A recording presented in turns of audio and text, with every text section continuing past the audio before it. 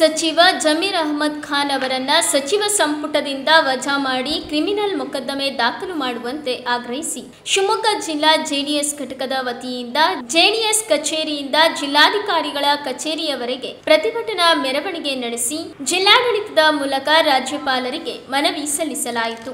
ಚನ್ನಪಟ್ಟಣ ವಿಧಾನಸಭಾ ಉಪಚುನಾವಣಾ ಸಂದರ್ಭದಲ್ಲಿ ಕೇಂದ್ರ ಸಚಿವರು, ಮಾಜಿ ಮುಖ್ಯಮಂತ್ರಿ ಹಾಗೂ ಜೆಡಿಎಸ್ ರಾಜ್ಯಾಧ್ಯಕ್ಷ ಎಚ್.ಡಿ. ಕುಮಾರಸ್ವಾಮಿ ಅವರ ವಿರುದ್ಧ ಅಸಭ್ಯ ಪದ ಬಳಸಿ ಮತ್ತು ವರ್ಣಭೇದ ನೀತಿ ಅನುಸರಿಸಿರುವ ಸಚಿವ ಜಮೀರ್ ಅಹಮದ್ ಖಾನ್ ಅವರನ್ನ ಕೂಡಲೇ ಸಂಪುಟದಿಂದ ವಜಾಗೊಳಿಸಬೇಕು ಹಾಗೂ ಕ್ರಿಮಿನಲ್ ಮೊಕದ್ದಮೆ ದಾಖಲಿಸುವ ಮೂಲಕ ಕಠಿಣ ಶಿಕ್ಷೆಗೆ ಒಳಪಡಿಸಬೇಕೆಂದು ಪ್ರತಿಭಟನಾಕಾರರು ಆಗ್ರಹಿಸಿದರು.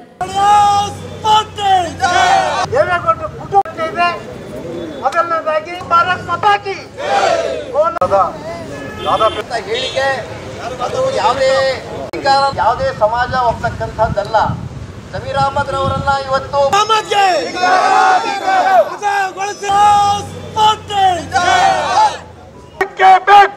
ಶಿವಮೊಗ್ಗದ ಜಾತ್ಯತೀತ ಜನತಾದಳದ ಅಧ್ಯಕ್ಷರಾದಂಥ ಕಡದಾಳ್ ಗೋಪಾಲಣ್ಣರ ನೇತೃತ್ವದಲ್ಲಿ ನಮ್ಮ ಪಕ್ಷದ ಎಲ್ಲ ಪ್ರಮುಖರು, ಮುಖಂಡರು, ಕಾರ್ಯಕರ್ತರು, ಮಹಿಳಾ ಘಟಕದವರು, ಯೂತ್ ಘಟಕದವರು, ಬೇರೆ ಬೇರೆ ರೀತಿಯ ಎಲ್ಲ ಪದಾಧಿಕಾರಿಗಳು ಇವತ್ತು ಇಲ್ಲಿ ಪ್ರತಿಭಟನೆಯನ್ನು ಹಮ್ಮಿಕೊಂಡಿದ್ದೀವಿ. ಪ್ರತಿಭಟನೆ ಹಮ್ಮಿಕೊಂಡಿರೋ ಉದ್ದೇಶ ತಮಗೂ ಸಹ ಗೊತ್ತಾಗಿರುತ್ತೆ, ಯಾತಕ್ಕೆ ನಾವು ಮಾಡಿದ್ದೀವಿ ಅನ್ನೋದು.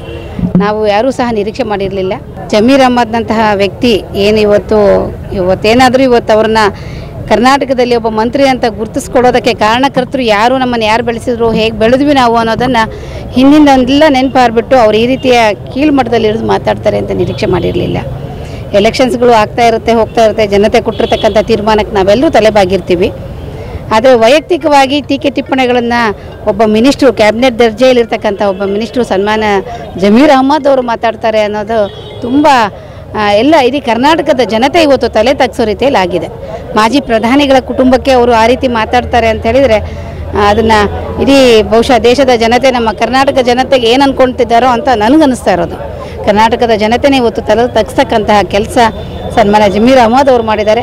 ಅದನ್ನು ಕರ್ನಾಟಕ ಸರ್ಕಾರ ಕೂಡಲೇ ಕ್ರಮ ಕೈಗೊಳ್ಳಬೇಕು. ಯಾಕಂದರೆ ಆ ಸರ್ಕಾರಕ್ಕೂ ಸಹ ಘನತೆ ಗೌರವ ತರ್ತಕ್ಕಂಥ ಸ್ಟೇಟ್ಮೆಂಟ್ ಅಲ್ಲ ಅದು.